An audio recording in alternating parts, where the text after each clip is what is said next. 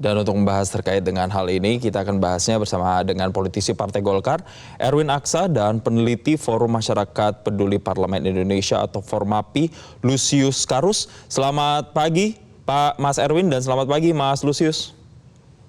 Pagi, Jason. Baik, terima kasih telah bergabung bersama kami di Selamat Pagi Indonesia. Mungkin saya pertama mau ke Mas Erwin dulu. Mas Erwin, di tengah isu katanya Golkar ini mewacanakan revisi Undang-Undang MD3 begitu. Dan kemudian saya mau mencoba mengangkat lagi ini statement dari Waketum Golkar Ahmad Doli Kurnia mengatakan juga membuka nantinya peluang komunikasi dengan parpol di Koalisi Indonesia Maju. Apakah ini mengonfirmasi memang ada wacana tersebut dari Golkar? Pertama, dari Golkar tidak ada wacana untuk merubah Undang-Undang MD3 ini. Karena Undang-Undang MD3 ini kan sudah dipakai 5 tahun yang lalu dan ini sudah menjadi kesepakatan ya. Dan pemenang pemilu menjadi Ketua DPR. Dan tentunya bukan hanya Ketua DPR yang akan dibahas. Alat kelengkapan DPR juga di situ kan banyak. Jadi banyak hal yang perlu dimusyawarahkan dalam hal ini gitu. Jadi saya kira Golkar tidak ada rencana untuk menuju ke sana. Baik, confirm tidak ada rencana. Tapi kalau mengatakan statement dan merujuk pada statement dari Ahmad Doli Kurnia sendiri bahwa membuka peluang komunikasi dengan partai atau parpol Koalisi Indonesia Maju, itu maksudnya secara spesifik apa kalau gitu, Mas Erwin? Mungkin yang dimaksud adalah bagaimana alat kelengkapan Dewan ya, AKD-nya. Ya seperti itu. Tapi untuk berubah Undang-Undang MD3 ini, saya kira Golkar tidak menuju ke sana. Baik, sekarang saya mau ke Mas Lusius. Mas Lusius, belakangan isu merevisi dari Undang-Undang MD3 ini sempat mencuat dan sempat hangat dibahas. Kalau Anda melihat apakah memang ada urgensi untuk bisa merevisi Undang-Undang MD3? Ya, sebenarnya sih wacana yang muncul belakangan ini soal revisi Undang-Undang MD3 ini muncul dari kenyataan bahwa yang menjadi penguasa atau pemilik kursi terbanyak di parlemen itu adalah PDIP yang sejauh ini masih berposisi sebagai oposisi, ya.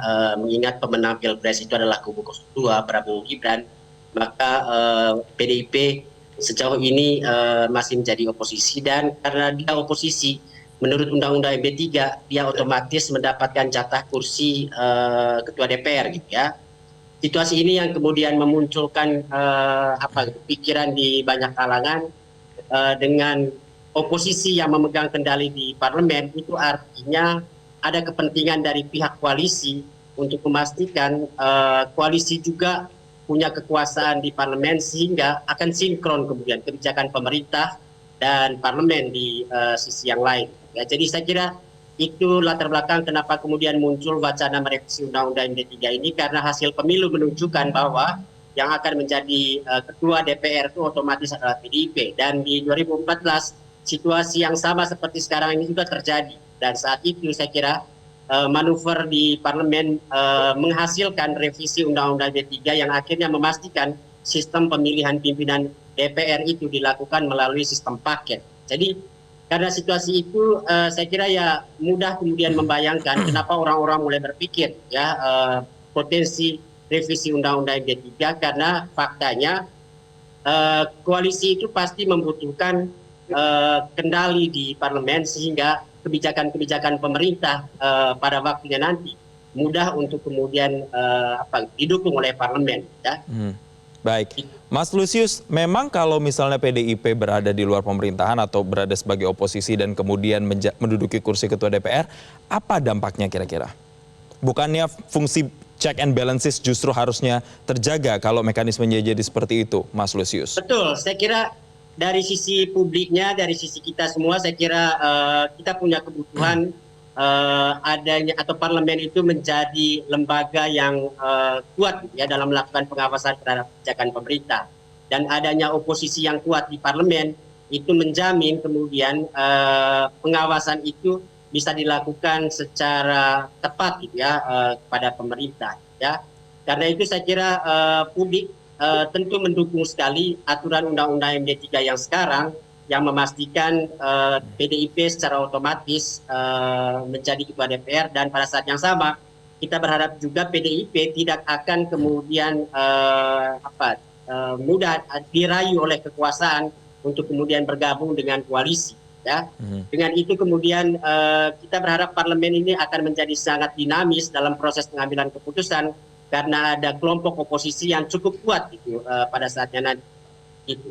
Baik, Mas Lusius dan juga Mas Erwin, nanti saya mau tegaskan lagi, kemudian apakah dengan sistem yang ada sekarang di Undang-Undang MD3 bahwa nantinya kursi Ketua DPR ini didapuk oleh partai pemenang pemilu itu adalah sistem yang ideal atau harus kembali lagi seperti 2014, yaitu menggunakan sistem pemilihan mana yang lebih ideal? Nanti kita akan bahas dan pendapatnya masing-masing akan saya tanya usai jeda berikut ini. Tetaplah bersama kami di Selamat Pagi Indonesia. Kita kembali perbincangan, saya mau ke Mas Erwin tadi. Mas Erwin lagi, kalau tadi dikatakan bahwa Partai Golkar ini tidak menginginkan adanya revisi Undang-Undang MD3 begitu, tidak yang mewacanakan.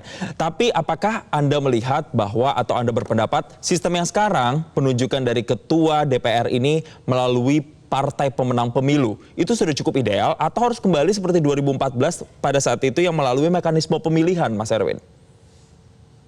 Ya, sekarang kita ingin agar demokrasi dijaga dulu pertama. Yang kedua, kita ingin politik ini kondusif ya, karena kita baru saja selesai pemilu, masih ada riak-riak yang selesai dari pemilu ini. Ya tentunya kita akan ada pembicaraan dengan berbagai partai, dengan semua partai termasuk PDIP. Dan PDIP, kalau saya lihat pernyataan Pak Hasto tegaskan bahwa Ketua DPR itu harga mati. Jadi kita harus berbicara dan saling menghargai partai-partai lain. Tetapi di samping Ketua DPR tentu ada itu tadi saya bilang ada AKD-nya. Jadi di mana di situ ada pasti pembagian ketua komisi, ya, ketua-ketua banggar dan sebagainya yang akan dibicarakan. Akan ada musyawarah dalam hal ini.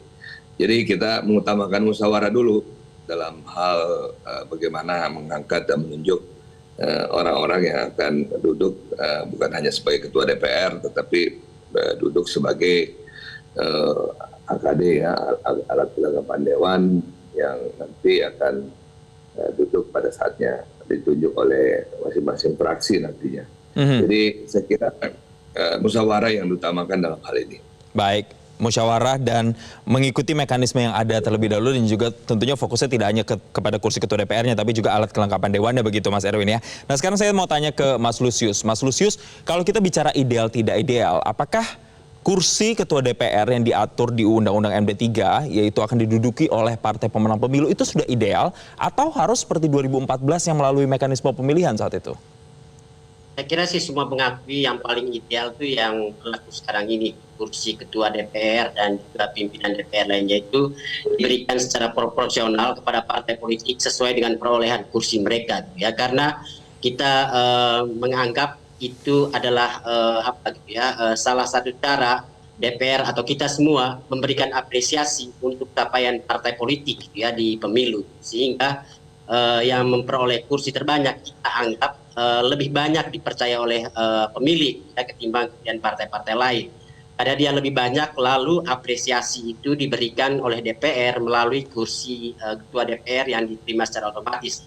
Itu juga partai-partai lain yang memperoleh suara kedua sampai kelima itu otomatis menjadi menjabat wakil Ketua DPR. Jadi saya kira ini betul karena sistem pemilu yang proporsional, maka di DPR juga pemberian jabatan pimpinan itu diberikan kepada partai politik secara proporsional berdasarkan jumlah kursi mereka. Ya. Baik, saya mau ke Mas Erwin lagi. Mas Erwin, kalau tadi kita juga sempat mendengar pernyataan dari Sekjen Partai Gerindra, Ahmad Muzani, ini mengatakan bahwa partainya tidak mendukung wacana revisi Undang-Undang MD3 alias mengikuti mekanisme yang ada. Artinya saya mau menegaskan, apakah partai-partai yang ada di Koalisi Indonesia Maju ini benar-benar satu suara soal ini atau masih ada terbuka lagi nanti kemungkinan-kemungkinan lainnya? Ya sama, satu suara dengan Gerindra dan partai-partai lain.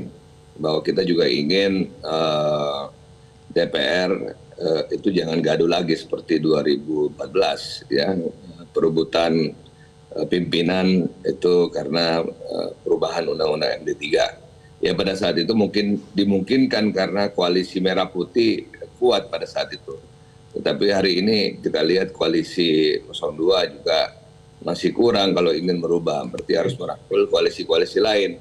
Nah untuk itu pasti banyak hal-hal yang harus dilakukan. Jadi kita tidak ingin lagi seperti 2014 ya pada saat pemilihan pimpinan itu gaduh yang masyarakat dipertontonkan dengan kegaduhan yang terjadi pada saat itu. Jadi kita taat aja dengan undang-undang yang sudah dibuat.